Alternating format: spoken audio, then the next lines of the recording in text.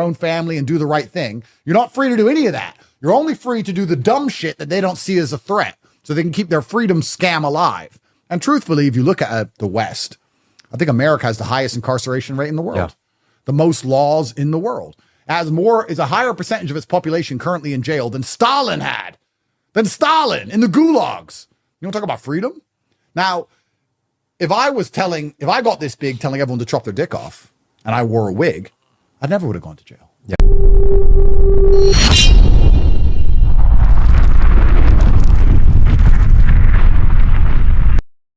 Never. You'd be really famous. I'd be very famous. I'd be Taylor Swift's girlfriend. Yeah. But here I am saying, no, you're a man and you want to be respected in your household. And you want your wife to listen to you and you want to raise your kids. And they're your kids. They're not the government's. And you don't want the government to come along and force them to get transgender surgery because they got psyoped in school. And you want to have a say over the children you pay and raise. No. Mr. Tate, human trafficker. I mean, it's one of those things where recently, over the last 6 months, they've been doing this a lot. Joe Biden will come out and tweet, we're doing this to protect our children. And every time I read that, I'm like, no, they're not our children. They're not your children. They're my children. 100%. If anyone's going to indoctrinate my kids, it's going to be me. 100%. It's my responsibility. And you have no say in it whatsoever. And I think that's the line for a lot of people. I'm hoping it is. Yeah. I'm hoping it is because once they believe, I mean, I'll give you an example of the COVID vaccine. I know we keep going back to COVID. I know it's boring. We've all talked about it a million times, but I think talking about COVID constantly is really important because that's the moment that a lot of people really woke up to see all the irregularities in the world, to see the lies through the mainstream media. And it's almost like you have to keep on reminding people because they forgot. It was only 4 years ago. I know. But it seems like another lifetime ago. Yep. You need to remind people that because 4 years now, leading into the next election cycle, if you forget what they did during COVID and how they used it and weaponized it against you, like you're not going to see it coming, which they're going to do again, maybe not through a pandemic, but they're going to do something similar this year also. 100%. Constantly have to remind people. 100%. If you're a farmer and you have farm animals, you choose what vaccines and what injections go into that farm animal because you believe it benefits you. And that's what they did with the COVID vaccine. They saw us as nothing more than farm animals. And that's why I refused to get it. There's a lot of reasons I refused to get it. But I remember specifically saying, the government doesn't own my blood. It's my blood. The government can have my passport and my ID number or whatever. It is my blood. And if I get caught, I bleed it and I need it so I can stay alive. It doesn't belong to them. It belongs to me. And I decide what's in it. By extension, not only do they think of you as a farm animal because they get to decide what's in your bloodstream, if you have a farm animal and that farm animal has calves, they see that as their property also. The government sees you as property. You're just one of the ants in the ant farm, one of the cows on the farm, one of the robots in their big corporate machine. And your children belong to them too, in their mind. And they want your children to be good, productive members of the matrix, which means they want to psyop our kids. And that's exactly why they don't want a strong man and a loving wife and a good nuclear family, because you're now competition to their psyop machine. Their psyop machine is the internet and YouTube, and all the people who tell the truth are censored. All the garbage is allowed under the guise of freedom. And if you have the largest YouTube channel in the world, one of them has to become transgender for some reason. And then they go to school and they're all told all this other garbage. And you're fighting a very difficult fight. You only have a few hours a day with your kid. They have 12 hours a day of endless propaganda, garbage, insanity. And that's done on purpose. And if you have a strong household, a strong family household, they see that as competition. They don't sit and say, we want America to be built on the back of strong families. They sit and say, strong families are stopping the children absorbing the slave programming. So how do we do this? How do we make sure the family is not as strong as it should be? Well, let's demasculinize the male, and let's use feminism to make the female intolerable, and let's make them both broke via inflation so they're busy working, and then let's take the kid away amidst the chaos as the man argues with the woman, and the woman keeps talking about some garbage feminist crap she saw on The View, and neither of them can pay their bills. We'll just slowly take the little child away, and we'll put them in school, and we'll start pumping garbage in their ear. And before you know it, the kid will come home and say it wants to change genders, and the man will say, I want to stop that. The woman, because she listens to a bunch of feminist shit, thinks that anything a man says is instantly wrong, so she'll support the kid's insanity. The father will lose control of his own child. The child will start taking pills and mutilate itself, end up suicidal and kill itself at 23. Like, this is all happening. I'm not making this up. This is all happening right now. In any other country in the world, that would be unthinkable. But in the West, they've got their psyop so well orchestrated, so well oiled, they're beginning to pull it off. And what did we say about incremental and slow? Right now, you hear examples of court cases where the man loses control of his own son and his son changes gender, and it's kind of a news story. In 50 years from now, no one's even going to care. It's going to happen nonstop because it's incremental and slow. Just like somebody being transgender was very rare 20 years ago, and now it's normal. I'd argue now in 50 years from now, the number of fathers who are going to lose their son to becoming a girl is going to be off the charts, and no one's even going to talk about it. How do you resist these things? Well, it's difficult, but this is the truth, right? So this is the truth that we have to show. When I'm talking about telling people about the chessboard, this is the truth. The legal system will see your kid as nothing more but a tool to cuck you with, just to teach you a lesson. And they're going to build a new legal system with AI, a new one, a stronger one, a fairer one. You have to be very careful of these people because they don't care about you. I like the word you said. It was a very good word you used. You said you want to indoctrinate your kid. Yeah. Correct. As do I. My kid will think like me. Why am I paying for my kid? Why am I raising my child? Why am I dealing with its mother and all her headache if I don't get to decide how my son's going to be? What's the point then? If we're all just one big goo of genetic mess and we're all just generic humans which are programmed by the Matrix, why even have kids? I'm having a child so it has my name and acts like me. Yeah. And even that, as baseline understood as that's been throughout all of human history, is under attack. If you can't tell your children to think like you, if you can't be a man and protect your household and protect your relationship and protect your woman, like they are attacking the baseline nucleus of the masculine psyche. In days of old, it was, I am Andrew, son of. Yeah. That's what it was all about. That's what it was all about. Family name meant everything. Oh, completely. Yeah. Can we talk about the biggest YouTuber in the world and his normalization of a thing? Or is that something that you're not even allowed to talk about? Like, how off limits is that topic? Yeah. Because you know what I'm saying. And it's one of those things where if you put it out there and if we were to say his name and associate it, it's like insta hate. Yeah. And I enjoy his content. I think he makes fun videos. However, what he's doing is normalizing transgenderism amongst children. Yes. It's not amongst adults. The target audience is children. Yes. And it's normalization. But if you talk about it, well, see, here's the thing that's interesting. like we haven't even said his name. Everyone knows who we're talking about. We can't. Yeah. And I don't know the guy. And I'll also be honest. Yeah. I know the kind of videos he makes. I know Yeah. he makes like these prank or like these game show videos. I've never watched them, but I do know this. I know enough about the world and how it works to understand. And you have to base your worldview on probabilities. Yeah. Right? Like we said earlier, if I go stroke the lion, I'm probably going to get eaten. Yeah. There may be examples where the lion doesn't eat me, but I think it's a good worldview for me to hold for the preservation of my bloodline that I avoid the lions. So when you look at scenarios where you don't have all the information, you have to come up with the probability. So what is the probability that of the 4 or 5 or 6 people who ever make this show, which is the largest and most famous show amongst children in the world, which has a whole bunch of corporate sponsorships, a whole bunch of money behind it, taking into consideration the things I've said about how they try to get me to sell my soul, that one of them decides to very publicly do something which adheres with an agenda they are trying very hard to psyop the youth with. And then the leader of this channel, Mr. Whatever, he very calmly and very cucked says, yeah, it's good. I support them. And because he knows he's going to get in a lot of trouble if he doesn't. And you're going to sit here and say that that's all a coincidence and there was no corporate powers involved and no money involved. And no one said to him, listen, you better support this transition because if you don't, you're going to lose your channel. Oh, okay. And you're telling me that this all just happened organically and there was no plan at all. If you believe that, then you're an idiot. Then you're an idiot. And it's a psyop. And psyops are slow and incremental. And that's why a 5-year-old who's watching it now, who doesn't even truly understand what's going on, by the time he's 15, 16, 17, when he's arguing, saying, well, no, because, I know people who changed gender and they were happier than ever before. And I saw them before and then I saw them after and they were so happy and all their friends supported them. And that the psyop. They are after your kids. They are coming for your children. Everybody at home, because it is your children that are the future, which they want to control. When you have kids and you love them and you love your wife and you look into your beautiful smiling daughter or son's face, please understand that they are nothing but a tool for the Matrix and they are coming for them. They are coming for them. And if that doesn't panic you and you don't worry about that and you sit and say, oh, well, we'll just let them watch YouTube. It's just one of them became transgender. Oops. Shit just happens. Oops. Well, then you're a dummy waiting to die. it's funny how there are certain topics and certain things that if you were to have a stance on, it's like instant cancellation, right? Could you take it from both sides? This topic specifically, or even if people always say, how come you don't speak about Israel Palestine? I mean, yeah, Israel Palestine.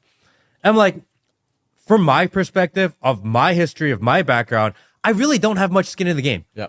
I'm not either. I don't relate to either. I don't feel like I have to take a side here. And if you don't take a side, both sides come at you and said, how come you don't take our side? Well, no, you're right. And just to quickly touch back on that, I just had a thought regarding the situation we were discussing previously. We're not allowed to say Mr. Beast's name, so I won't say it. But Yeah, you can't say Mr. Beast's name. Mr. Beast. You can't say Mr. Beast. No, but here's the thing that's interesting. If there was any honor amongst that group, and I don't have a problem with this guy. I don't know this guy. Yeah. I'm more famous than him anyway, so we're gonna end probably meeting someday. I don't have a problem with him, but here's the thing that I find interesting. Let's remove the argument about transgenderism because they're gonna sit and say that it's not his fault, he's born in the wrong body, blah blah. And that's a dumb shithole I don't even want to go down. But let's remove it. Me as a man of honor, I believe that now, because of my massive influence, I have a responsibility. And I'll admit this now. There are clips of me that I made 10 years ago, which I don't think would be appropriate for 14 and 15-year-olds to see. Because I made them when I had no followers and no subscribers, and I was joking with my friends, and we were filming everything, and it didn't matter. And now I understand with massive power comes massive responsibility. And I've had to curate my message and be slightly more careful, knowing that every single word I say is watched. That's sensible. For you to become more famous and then be more careful about certain things you say or how you say them is the sensible thing to do. So if I was a member of this group of people and I decided to do something which was obviously sexually related, it was regarding sex in general, and it was obvious for everyone to see, and it was something that was going to raise a lot of questions, and it was going to involve sexuality amongst the lives of a bunch of people who shouldn't be thinking about sex yet, I would have enough honor to say, you know what, I've made enough money and I really need to do this. I resign. And I do it in private. Why would I do that publicly? Irregardless, please understand, because they're going to argue this, not understanding I'm smarter than all of them. Irregardless of how important it is to do, irregardless of the fact that you believe it's essential, even if I agree with you that it's essential, even if I agree with you that you need to do this because you were born in the wrong body, even if I agree with all that, don't we all agree that doing something so obviously sexual for children to observe and question is something that shouldn't be happening? Yeah. So even if you do want to do that, and even if I agree you should do that, you should still resign unless it's a psyop. Unless you're going to sit here and argue the fact that you're trying to psyop the kids, which is what they'll do. Oh, but kids need to get used to the idea, psyop. So you are psyoping. Oh, but kids need to get used to the idea and they don't need to be threatened by psyop. So you're admitting it's a psyop. Because if it wasn't a psyop, you would have resigned and done it privately. Why didn't you want to do it privately? You have enough money. You've been making these stupid videos for long enough. You can pay your rent, sir. Or sorry, not sir, ma'am. But no, you want to psyop the kids. If you actually discuss this whole topic, you'll see it's very obvious that they want to psyop the kids, and that's the end goal of it. And they'll sit there and then they'll try and do, because I'm a professional and I know exactly how these people think, they'll argue the psyop is okay. But why should I hide? I'm proud. So they'll argue. Then they'll start arguing for their psyop, not understanding that they're just admitting I'm right. I'm right. You're psyoping kids. I don't want any child under the age of 10 thinking about sex in any way. Changing sex, dick, vagina. They have enough time for that as they grow old. They shouldn't be sitting there watching this and start going, what's going on? Why does he do that? And looking into it in general. The whole thing is haram, regardless of the fact whether you accept that he should become transgender or not. And that's the thing they don't understand. That's why they can't argue with me. I would love to sit down with these people, bro. I would rip them apart, which is why they're trying to keep me out the club unless I shut up for their 50M. I mean, it's one of those things where I don't care what you do as adult. I may not agree with it. Actually, I probably do disagree with it. But if you want to do whatever you want as an adult, it's your prerogative. Yep. Do whatever you want. Yep. Again, I don't agree, but I'm not in a position to tell you how to live your life. Don't indoctrinate my kids. 100%. Don't push it on my kids. 100%. That's not your place. These are conversations I should be having, not some random guy on the internet. 100%. You know, and I think that's the line for a lot of people. I feel like there's a lot of people where this is the line. I feel like a lot of people are waking up to this. Even people that may be considered extremely liberal. You know, a lot of even people within the cities, single moms, they're like, look, I've been working my entire life trying to teach my son how to be a man. Yep. And now you're coming here and showing up and saying they don't have to be men anymore. And like, this is bullshit. Yeah. This is not your place to tell my kid how to grow up. And I think that's the line for a lot of people right now. So what happens when the line is crossed? That's the interesting conversation, because even I don't know. Yeah.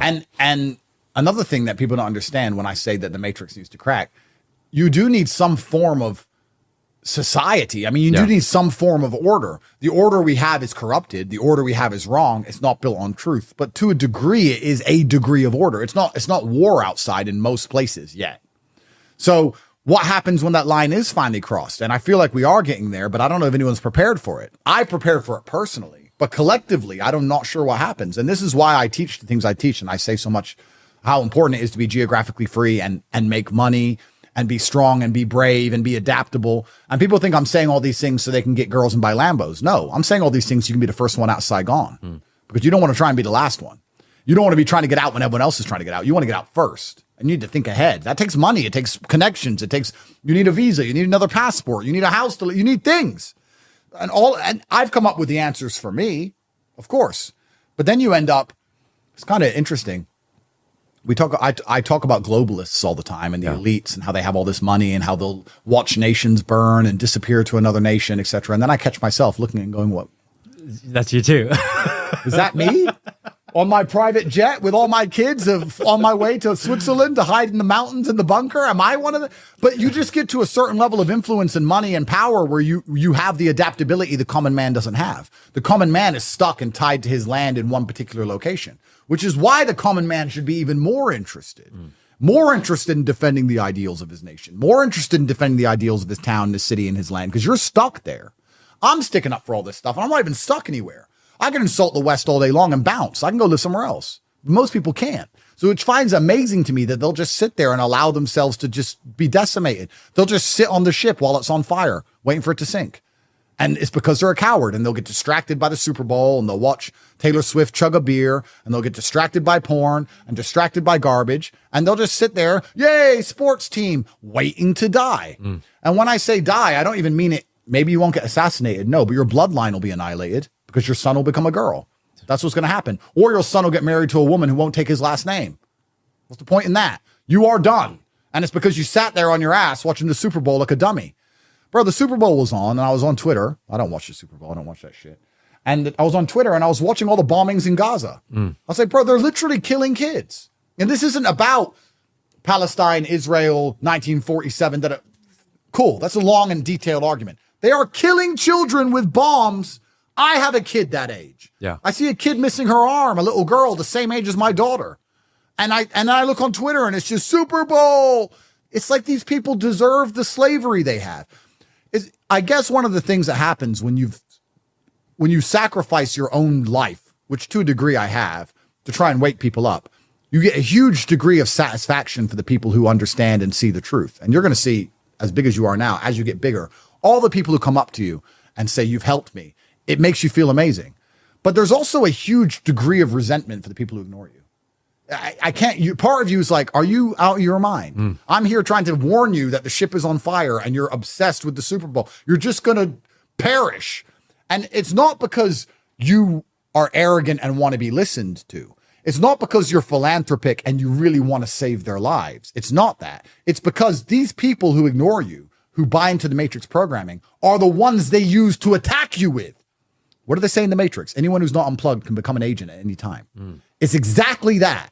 The people who are not unplugged, the people who are still sitting there watching the Super Bowl and absorbing all the garbage, are the exact ones who, when the MSM says something bad about you, repeat it. They're literally your enemies. They're agents of the Matrix. And it's kind of annoying when you're sitting there going, well, they're blowing up children and you're still not aware. You still don't care. You're still watching the Super Bowl. When they say Matt did whatever or Andrew did whatever, you're going to start repeating it and defending it. It's kind of amazing to me that people will defend ideas. Andrew Tate's a human trafficker. Cool. They put it in the news. Some person says, I know Andrew Tate personally. He's not a human trafficker. I lived with him for years. Someone else says, he's a human trafficker. Why? Because the news told you? How do you even know? Why are you defending this idea? Have you seen the case file? Did you ever live with me? Do you know me? No. The BBC printed it, and now you're defending it to the death like you know something. You don't know a fucking thing. And they're going to sit there and go, oh, but the BBC said, take the vaccine, dummy. Wake up. Why are you defending this idea? You don't even have any skin in the game. That's why when I see people who ignore the things we say, I'm not like, oh, I really want to help him. I don't give a shit. If you're an idiot, stay an idiot. It's, you're on their team. You're genuinely the enemy of free thought and sovereignty and individualism. You're the kind of people who are going to march us into the concentration camp thinking you're doing the right thing because you can't think for yourself. Bro, I would love if I had power of God. Let's say I was God for a day or I was a ghost. I would go up into the sky and I would find all of the people who screamed at others to wear masks. And I'd put them all in a room and I'd say, 2 years ago, you were walking around screaming at your fellow man to wear a mask. You're no longer wearing a mask. Neither is anyone else. Have you even for a fraction of a second felt shame? Have you even looked in the mirror and goes, I was yelling at people to wear a mask and that was clearly unnecessary. I was psyoped. Do you have enough personal responsibility to understand that they fooled you and you were an agent of the Matrix and helped them propagate their false worldview? You detrimented the lives of the people around you who you have in common. You have more in common with the people around you than you do the elites who gave you this idea. You damaged their lives running around like a banshee being an idiot. Have any of these people even looked in the mirror and felt guilty? No. None of them even feel shame. They're just walking around now, normal, waiting for the next thing. They haven't even sat there and goes, I was a fool and I helped the Matrix get everyone locked in their houses.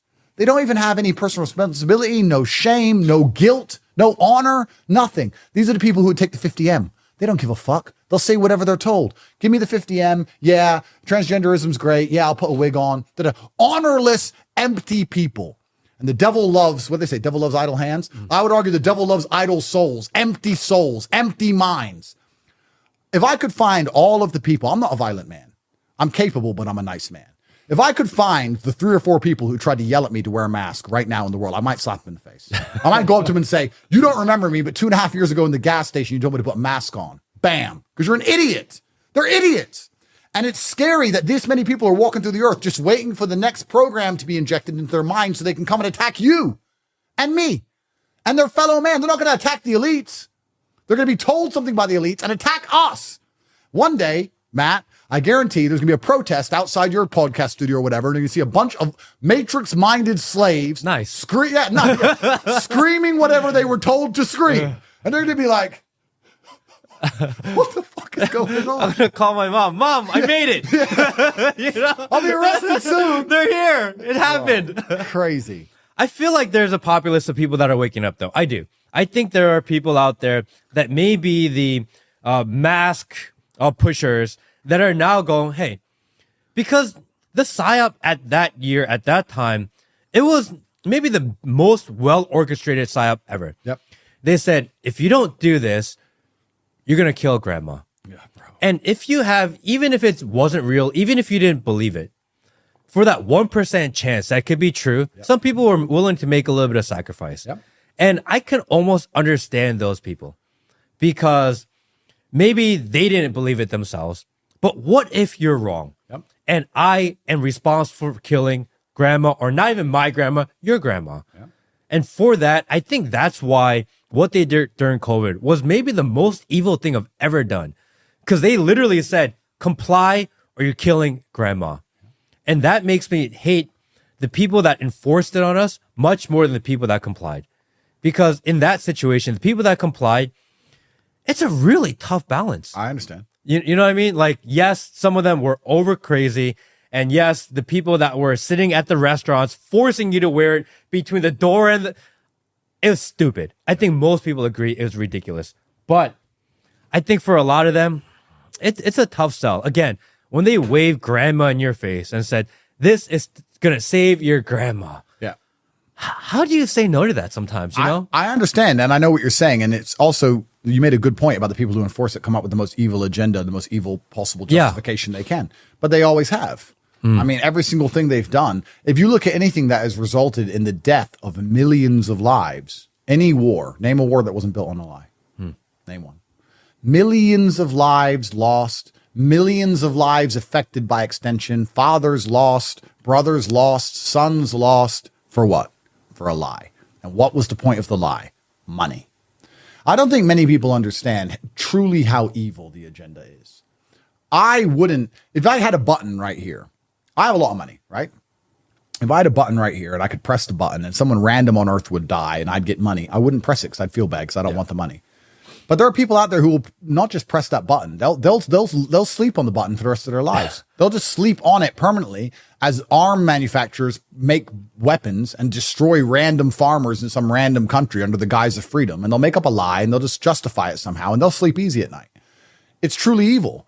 And if you don't understand how evil and how dark the world can be and how dark and evil some of these people are, then you're going to have a rude awakening because they don't give a shit about anything but size themselves. They don't care about you and they don't care about your kids and they don't care about the people they kill and they don't care about the people lives they affect. They never feel guilt. They never look in the mirror and feel bad. This is why we need God more than ever. Because if you don't have God, you don't have a soul and you don't feel guilty. If I had started a war in Libya, for example, or a revolution, I would look in the mirror now and say, why did I, all that death, all that destruction, a destabilized nation, slavery, all this I've done? Why did I do it? Votes, money? What did I do that for? I shouldn't have done that. I'd feel bad. Yeah. But they don't. That's remarkable to me. So I can't imagine living with a soul that dark or that black. And when I try to, because as a professional, you need to understand your enemy. I try to think with a soul that dark and that black. And it's difficult for me to do, but the conclusions I come to are scary even to me. That's why I believe they're going to kill me sooner or later. Like, what's the other option? They'll kill everyone else. It's true. They'll kill everyone else. And I'm here telling the truth. They're not going to get rid of me. I don't. That's why I won't put the headphones on. See how I keynoted my way out of that. But it's just like, it's a scary conclusion to come to. And for the common man, there's one set of solutions and one set of answers. But if you're truly public enemy number one, I don't know what the true answer is besides shutting up and selling your soul. I guess maybe I should have fucked Taylor Swift, but I refuse to do it. It's scary. It's scary, the world we live in. I mean, it is because, again, if people with money and influence can barely escape or maybe not escape, what does a regular guy at home do? That's They said, you're going to lose your job. You're going to lose your pension. You're going to lose your ability to possibly see your kids.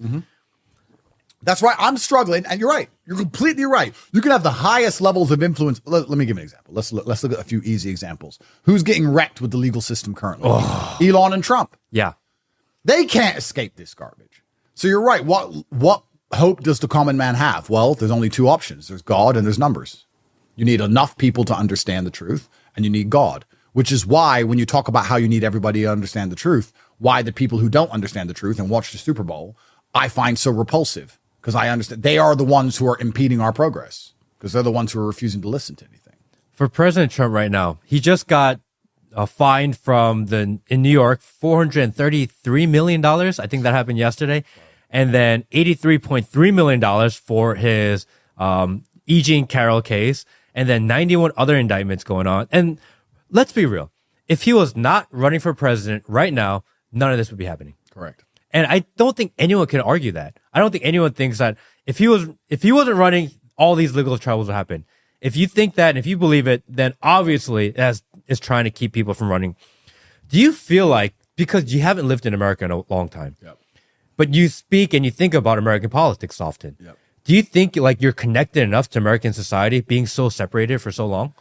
I think American culture is world culture to a degree. It's all Western culture. I was born there. So yeah, I do feel connected. I think what happens in America affects the world. Personally, my view on Trump is I'm massively in favor of him. Do I believe he can dismantle and fix the bureaucracy of the system? No. Do I believe he can save the West? No. He can slow it down. However, it would be a culture win for him to win. Yeah. It would inspire the culture and it would inspire patriotism and it would inspire masculinity because he's a masculine man. And as a whole, I believe those are the number one weapons against the Matrix. I believe innate, natural, God-given masculinity is how we defend ourselves against the Matrix. If you were to say to me, how do you beat them? I'd say be a man. If all the men were men, this would be a lot harder. PsyOps wouldn't work. Making us scared wouldn't work. Making us cowards wouldn't work. It would all be a much harder thing to do. So I'm praying for Trump.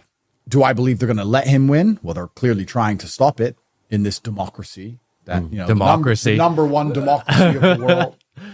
And then there's two scary scenarios, right? There's scary scenario number one where they don't let him win. Yeah. And all of the repercussions of that and all of the cope you'll see in the Senate from the Republicans who go, this is unacceptable, and then do nothing. Do nothing. Of course. So it's just going to be word salad. And then there's the one where they let him win. and he tries his very best, and then eventually he's out of office, and who comes next, who knows?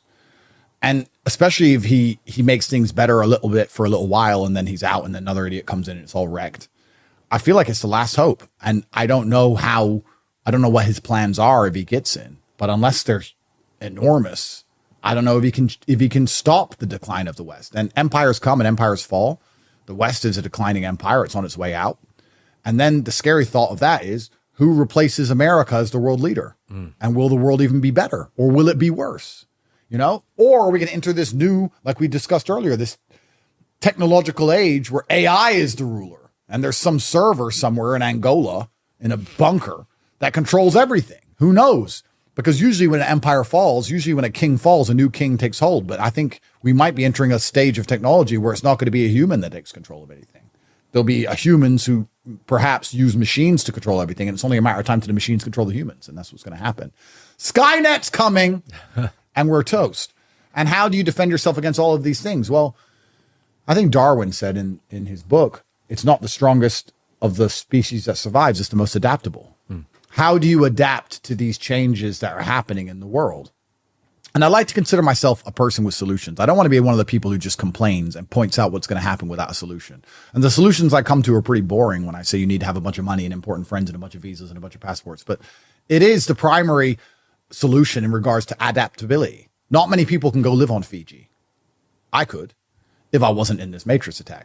But that's the point. You get too big, you get in a matrix attack. But let's say I had my money and I'd shut up and there's a nuclear war, I can live in Fiji. How? Well, I can get a private plane instantly and I can go and live there because I have a residence in Fiji. Now, how do you have a residence in Fiji? Like, there's things you can do. Yeah. You have to prepare for the worst, which goes back into the question you asked me earlier. Am I paranoid? Probably. And there'll be a day when everyone's like, thank God you're paranoid. It's like, I'm the most paranoid guy. Yeah, perhaps. But that's what preparedness is.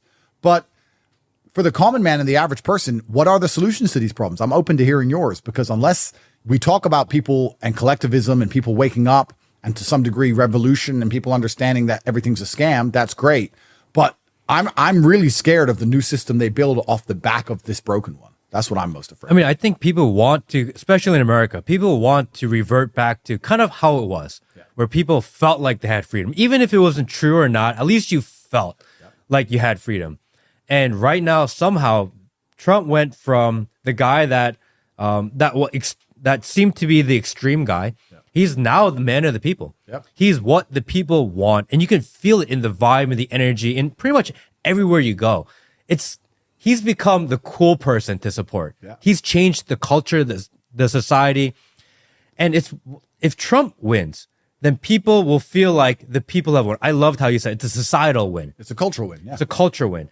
Because finally, for the first time in many years, it feels like the people have a win. Because we're like yearning for a win. We just keep on getting stomped on over and over again. 100%. Isn't it amazing that in a democracy that the people can feel so disconnected to the leaders? Like, how is this a democratic society? Nobody agrees with any of these leaders. No. Who are they? How did they get there? Why do they do the things they do? Who's telling them to do it? Why do they vote how they vote? Nobody's happy with them at all.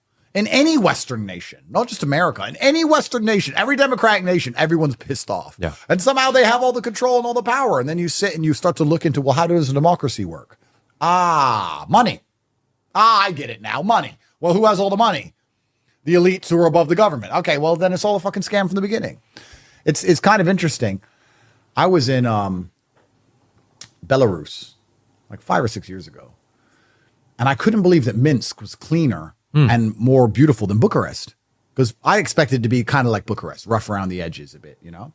And it was very clean, very nice, very well organized, perfect pavements, very beautiful city. I was talking to a Belarusian girl and she was like, well, yeah, you have democracy in Romania. So if they want to fix a road, they have to go to the parliament and discuss fixing the road. And then a contract goes to a company and then X amount of money gets stolen. And then you go, if Lukashenko drives down the road and there's a hole and he says, fix that hole, it's fixed. That's it. Now, I'm not advocating for kingdoms. I'm not advocating for a complete lack of democracy. I'm not, because that is a 50-50 coin flip. You might have a good leader. You might have a bad leader, of course. But there are certainly certain countries in the world now which are benefiting from the fact that you know who's in charge. In the West, I ask myself often, who's in charge of me? Who is my leader? Do you think Joe Biden's your leader? I don't think anyone thinks that. Yeah, That's a crazy thing too, right? So who's in charge? Like, don't you think the first thing you would do if you walked onto a boat or where's the captain? Yeah. We need to fix this boat. Who's the captain? Don't know. Maybe him. They say it's him, but someone's calling him on the phone all day. Who calls him? Don't know. Is that person on the boat? Don't know. Well, they're on another boat. Well, they're on land. Like, what's going on? We don't even know who's in charge of us. And if you try and find out, you end up in jail. So it's kind of scary and very interesting because I think for responsibility, you need to have accountability. To sit and say, okay, who's responsible for this mess? That person needs to be accountable for the mess. There is a mess here. It's this person's fault. But we somehow have this weird system where no matter what bad happens, they aikido the accountability to someone else. No matter what good happens, they try and take accountability for it, even though they didn't even do it. Who's responsible for everything? Nobody knows. But who's in charge and who gets to decide? The people. I sense scam. Something strange is going on. I mean, when last week we had the Tucker Carlson, Vladimir Putin interview, and I found that whole process fascinating. More than the interview, I found that week fascinating. Yeah. Because leading up to it, everyone said, Tucker, Russian spy, Putin's lapdog, blah, blah, blah, blah, blah. And then they went nuts. Hillary Clinton was on the news. They just lost their shit about Tucker potentially interviewing Vladimir Putin. And then the interview happened. And it was not as bombastic as people expected. Yeah. Actually, Putin put himself as, I'm a Russia first guy. Yeah. I'm going to force you to learn Russian history. And this is how I think. And on behalf of the Russian people, I'm going to speak. And we as Americans were waiting for Putin to tell us our system is broken. Yep. We were waiting for Putin to tell us, look at your policies, they're broken. Yep. We were looking for that validation from the opposing leader. Yep. And I'm like, two things. One, we are so lacking of leadership and we are so sick of losing that we're waiting for the enemy to tell us we're winning. Yep. And two, there is no way Joe Biden could sit there for 2 hours and do an interview. Yeah. No, but that's the thing that's interesting because Putin is idolized by many conservatives in the West, not because they love Russia, but because he is competent and he's nationalistic. Yes. Two simple things. He's competent, he knows what he's doing, and he loves his country. Isn't it amazing that in the West you have to idolize the enemy leader for the basic tenets of competence and nationalism? As America, you should have a competent nationalistic leader and you shouldn't have any interest in Putin. But you're right. The conservatives and many people who understand how the world works was looking for Putin to tell the truth about how broken the West is. And he didn't do that. And they were very disappointed in the interview because they thought that he was interested in coming along and educating the American public on the insanity of the American system.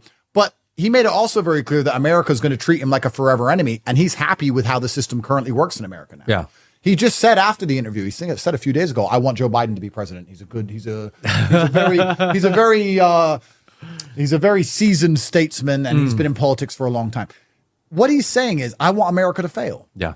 Everything he refused to tell Americans the truth because he doesn't want to interrupt his enemy when they're making a mistake. And he wants Biden to be president because he loves a Biden presidency because he's not afraid of America anymore. So if your enemy, and you could argue about whether America and Russia should even be enemies in the first place, but if your enemy is advocating for you to continue down the path you're going, doesn't that say a lot in regards to the path you're currently undertaking?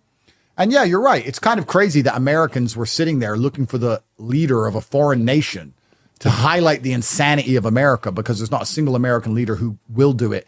Or, you go deeper down the rabbit hole, can do it.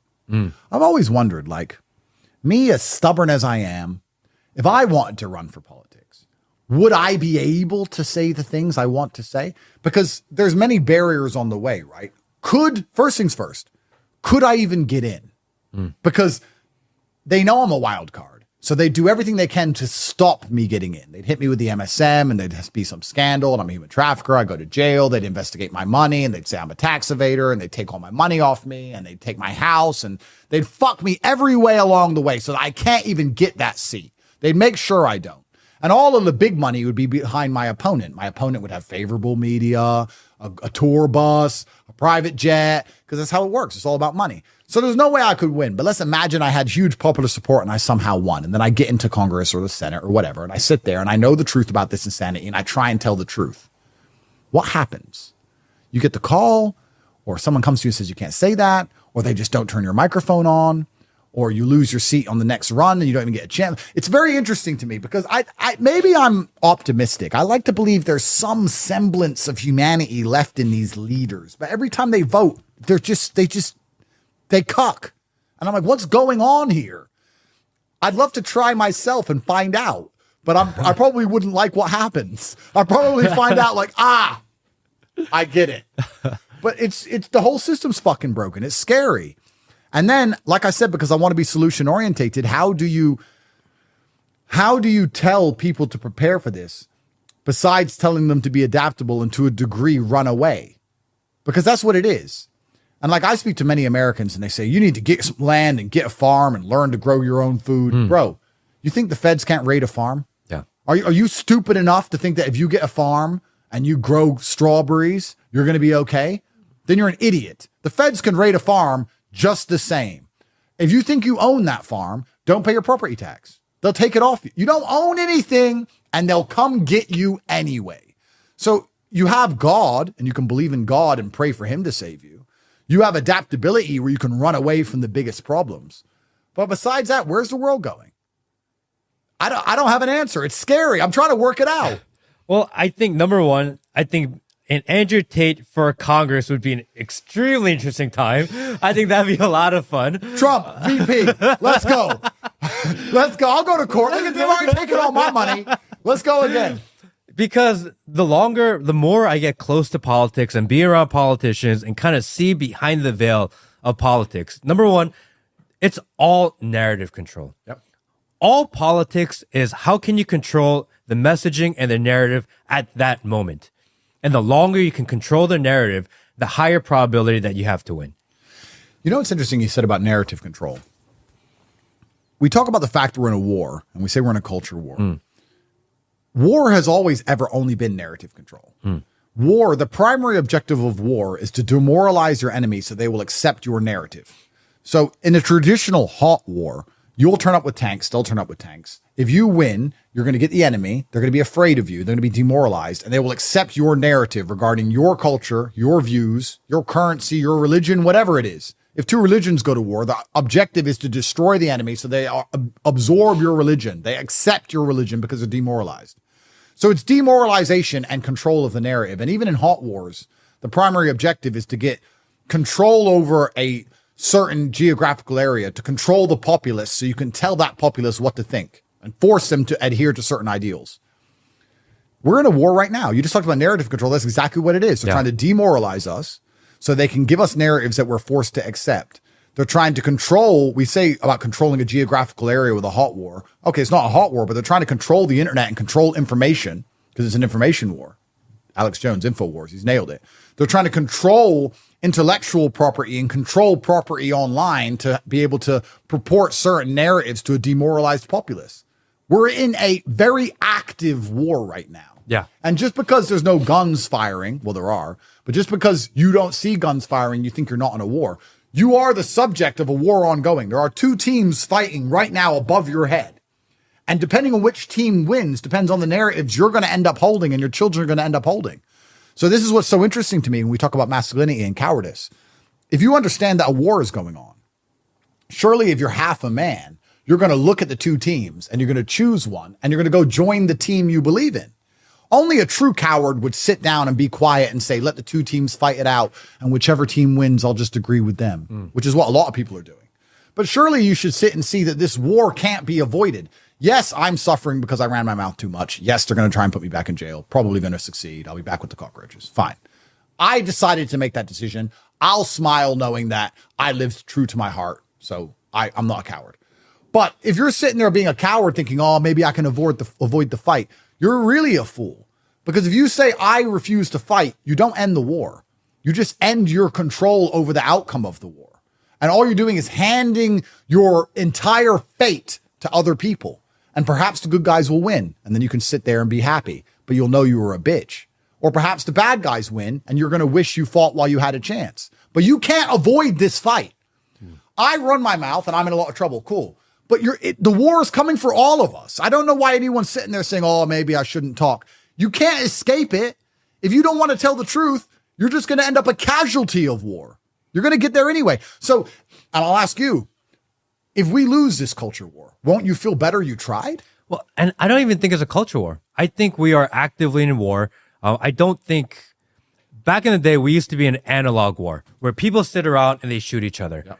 That is now the show part of the war. Yep. If you become Instagram famous and you have to show people that you made a lot of money, you got to go rent a Lamborghini and stand and flex in front of it. Otherwise, no one's going to think that you're famous. Yep.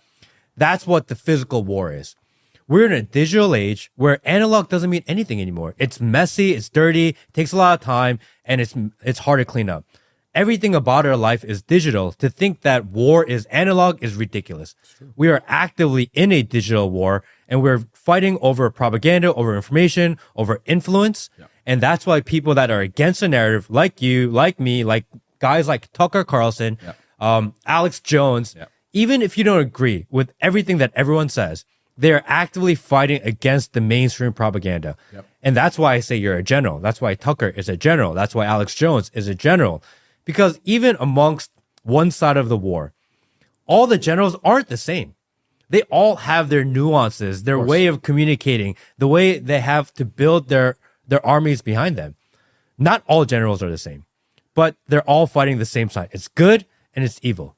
But this is my question to and I guess this is a question to the men at home.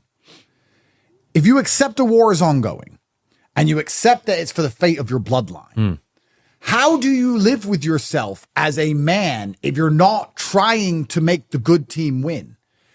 Perhaps we're all going to die. Perhaps we're all going to lose. Perhaps you'll all end up in jail alongside me. But don't you feel like you'd be happier as a man if you stood there and said, I fought my hardest against them? And I tried to save the children and my bloodline and my society and my land and the people I cared about. I tried my best and they got me, but I tried. How are you going to live if you just don't try? And I find it amazing that these people out there who think that, okay, if I avoid the fight and I take the money, or if I avoid the fight and I have the peace and quiet, if I avoid the fight, I have the Super Bowl. How broken are you in your soul to think those things matter more than doing what you know is right? Look at humanity. It's always been men sacrificing their lives for what they know is right. I say I sacrificed my life. I did a little bit of jail and I've lost my money, or some of my money. Boo-hoo. I haven't had to charge at gunfire yet. Yet. But there are men who were braver than I, fighting for ideas they understood less than I understand the current idea. And perhaps their fight wasn't even as important as this one. I would argue there's been times where men took up arms to resist the invading horde. And if they let that horde come in and control their society, they would have been less oppressed than we're about to be. And they sacrificed their life. And we have men here at home going, well, maybe, I don't know. This mass pandemic of cowardice is how they're getting away with this, which is why I believe, I've said this a bunch of times, I also believe it's the reason they attacked me. They find masculinity so threatening because masculinity protects. I won't sell my soul because I'm a man. That's it. I am the man. And I don't care if I go destitute. I'll knock on your door and ask for a meal, and I'll continue to walk on my way towards wherever I'm headed as a man. I'm not going to sell my soul for money ever. And anybody who's sitting here trying to avoid this battle, all I'll say to you is that there's going to come a time, perhaps when the battle's over and we've lost, that you're going to wish you start saying the right thing. Because I feel like that time's running out. Yeah. I feel like we have a few years left where there's any semblance of freedom and also any semblance of social mobility. It's soon going to be so polarized.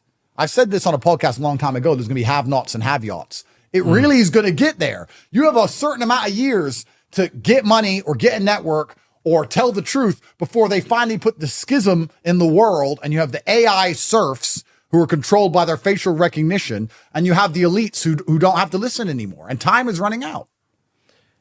I feel like this year is maybe the most important year. I really do. Yeah. Because if the whole world is watching to see what happens with President Trump. Whole world is, because guys, the populist leaders of places like Pakistan who were waking up and they were making a difference and they were improving their condition of life, and nationalism was rising with Imran Khan, crushed. Guys like in Brazil with Bolsonaro, who they were feeling nationalist again. They were defying the establishment and they were pushing against the COVID agenda, and then crushed. And then now everyone's like, all right, two of the bigger populations on opposite sides of the world, they didn't survive it. Even in Poland and what's going on over there. Oh, Poland has fallen to the left. That's is mind-bending. They were making it. They were surviving. People were happy. And they just crumbled so fast. What was it, like 4 years, and boom, it's just like that. Bro, I'm selling everything I own in Warsaw. I believed in Poland. I put a lot of money in Poland. A lot of people thought they were the ones in Europe that were going to make the stand. And if they survive it, there's hope for the rest of Europe. Done. And they didn't. It happened so fast.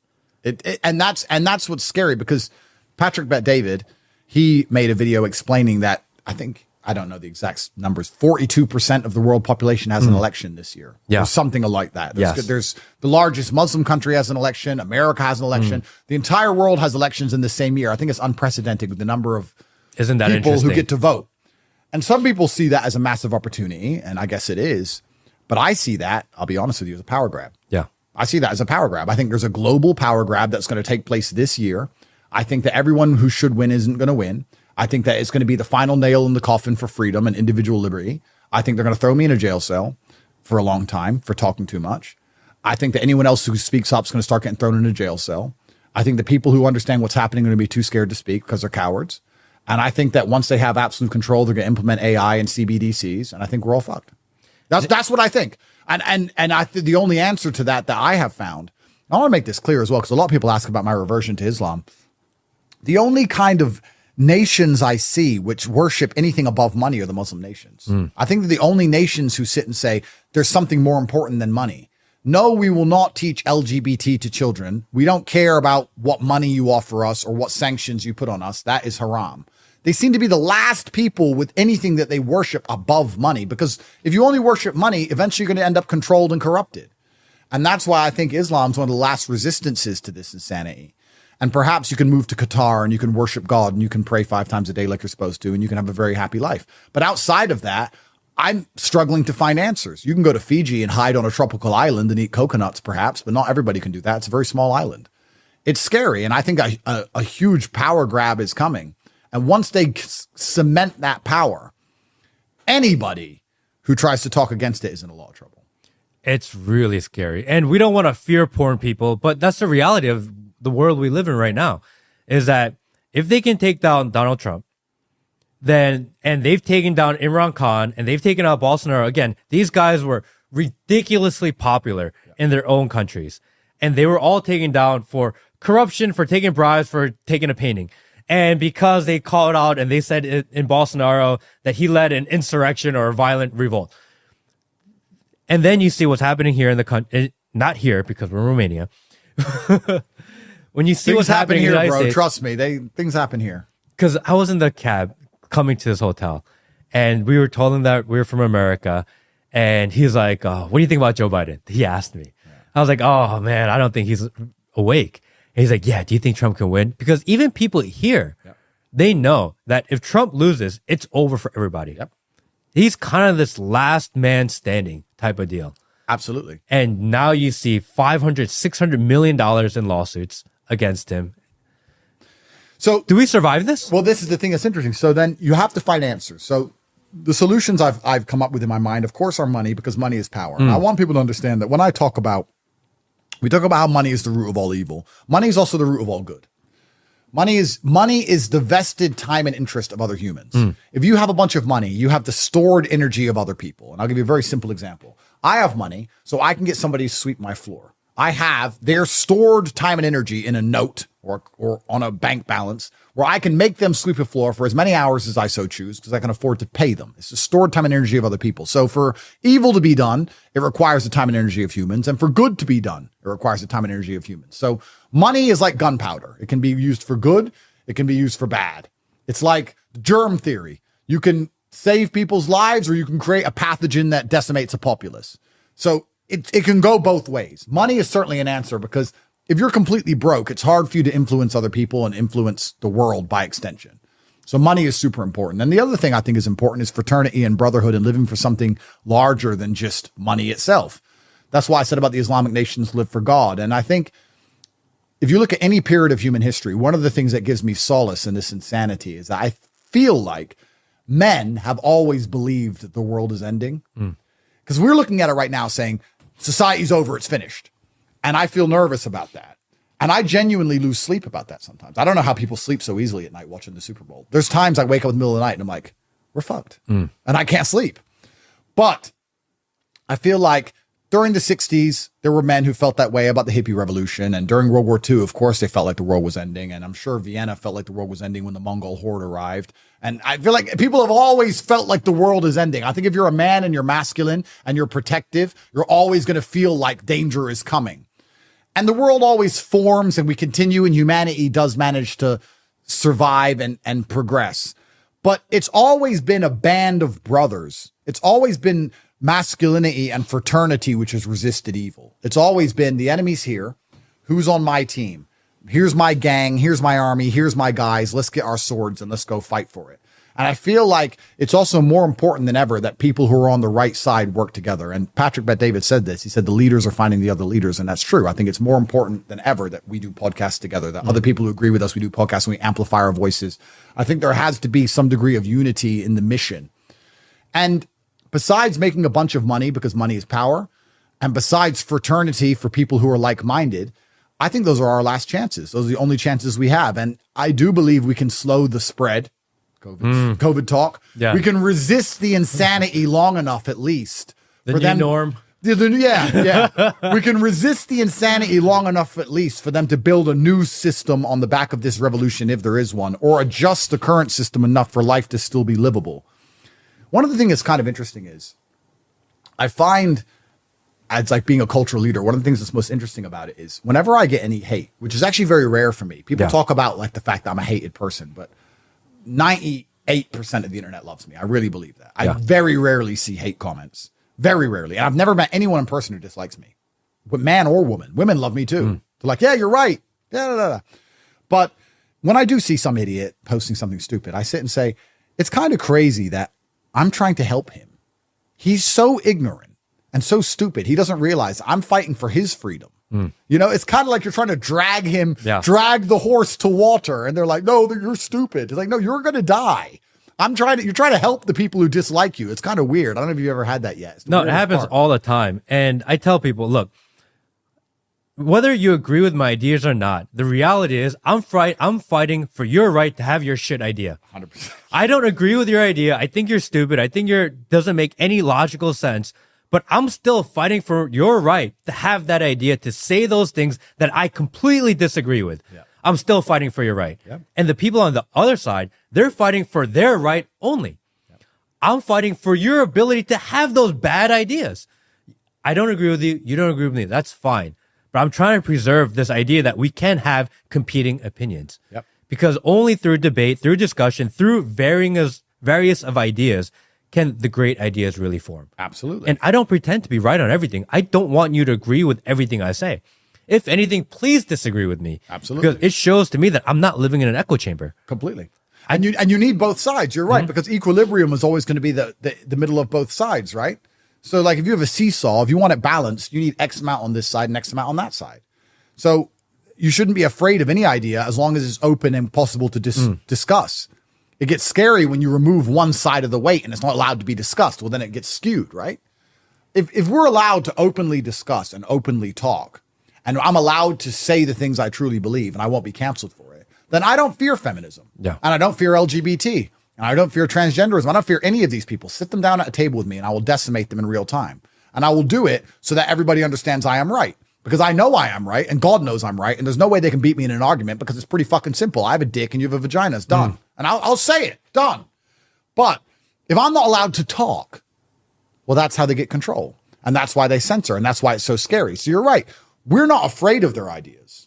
We just want to be able to talk openly. Yes. They don't want us to talk because they know they're going to lose.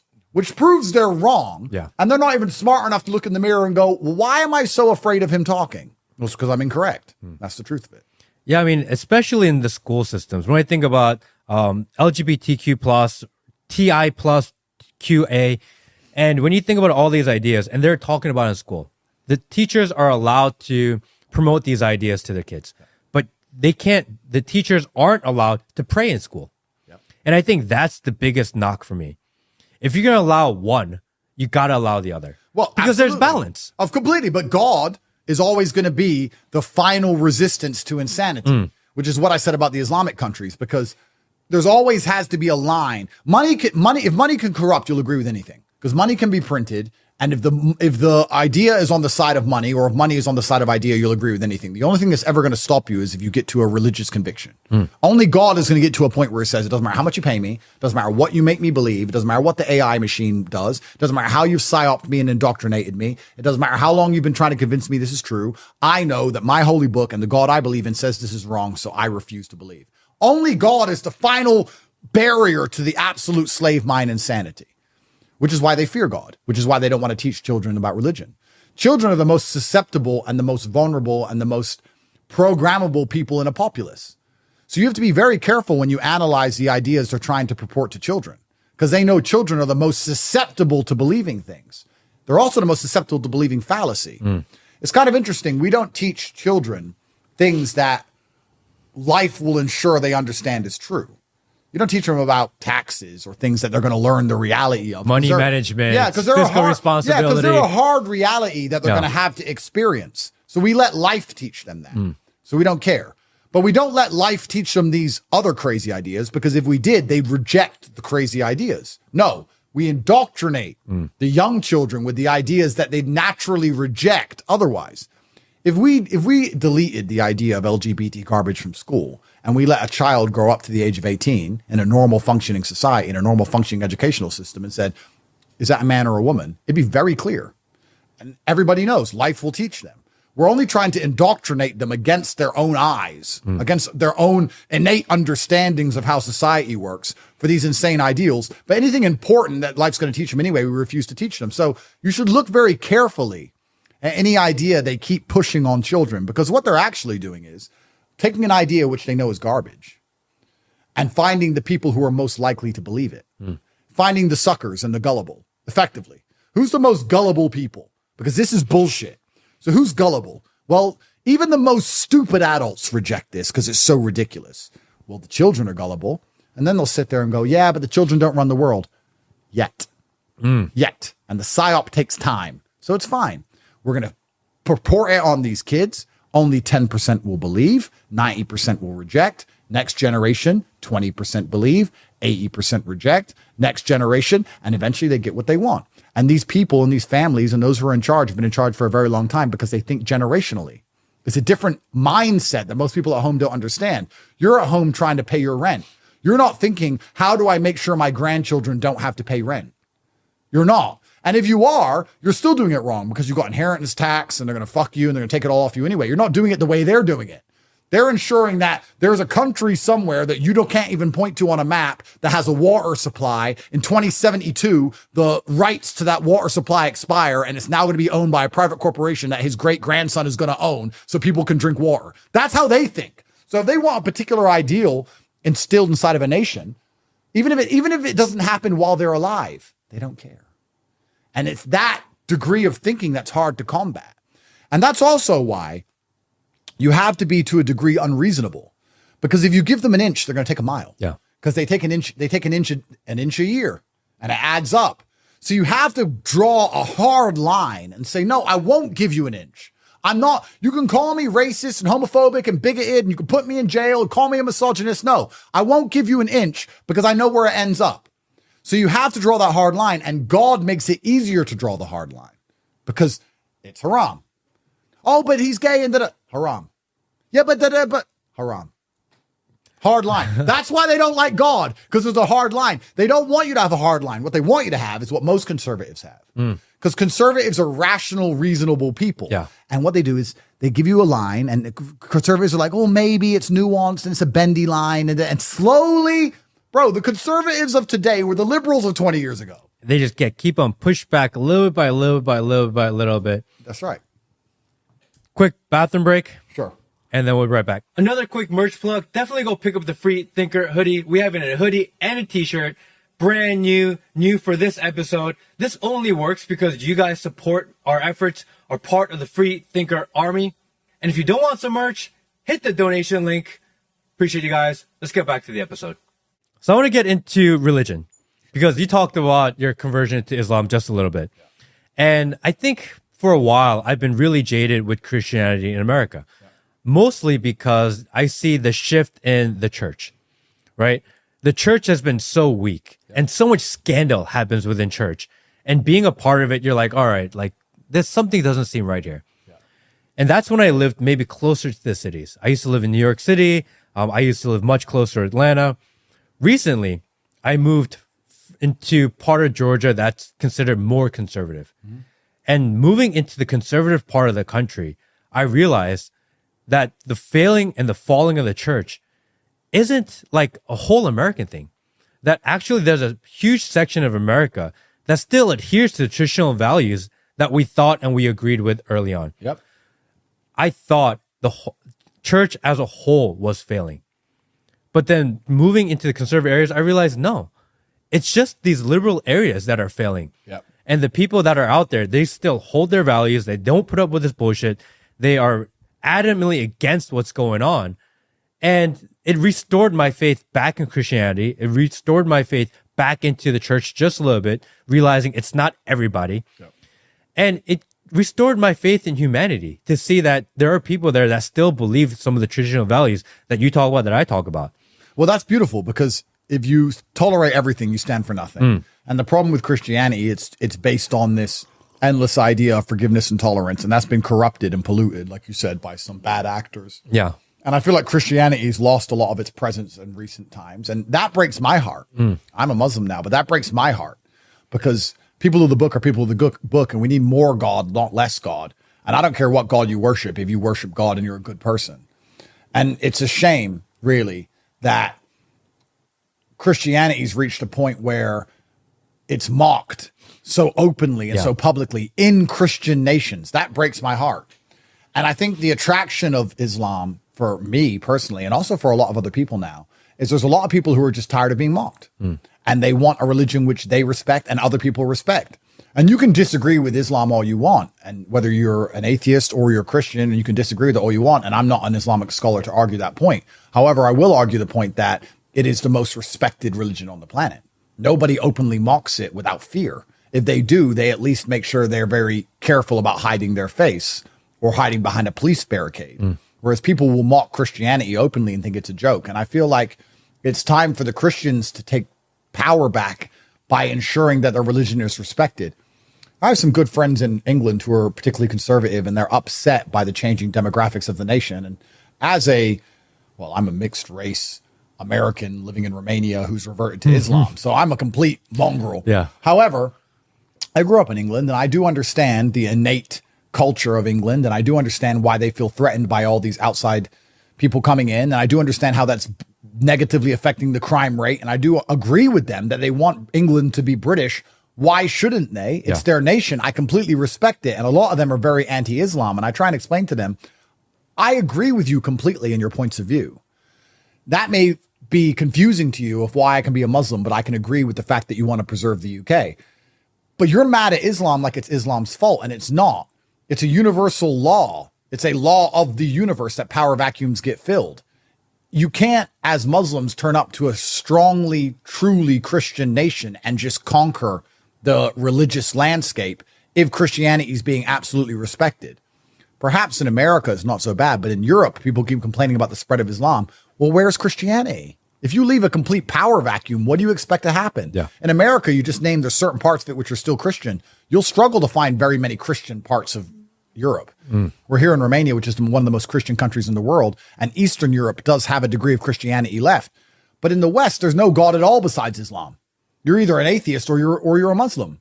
And if I had to choose between the two, or if I had to choose which one I'd want my son to be, I'd choose for them to be Islamic. I often say this to people. I say, would you rather your son come home and say he's transgender or say he's a Muslim? Because we're getting to that point. Yeah. If Christianity keeps failing, you're going to end up with a son that's either going to come home and be a liberal or come home and be a Muslim. Which one would you choose? I'd actually like to ask this to all the conservative Christians in America, and they'll say, Jesus is king. And I'll say, good, I respect that. But let's pretend for a thought experiment that I'm right and that Christianity is little by little, like we talked about, inch by inch, giving up power and being decimated in real time. And at some point in the future, you have two choices: liberal insanity and transgenderism, or Islam. Which one would you choose? And I think most Christians would actually sit, if they answered honestly, and say, I'd rather them worship God. I'd rather Islam. So I love the fact that there's some religious conviction left in America. Yeah. But I'm concerned about the fact that one of the primary goals of religion shouldn't only be the salvation of souls. It should be the sanctimoniousness, if that's a word, or the sanctimony of the society it presides over. It should be responsible for preserving the culture. Christianity should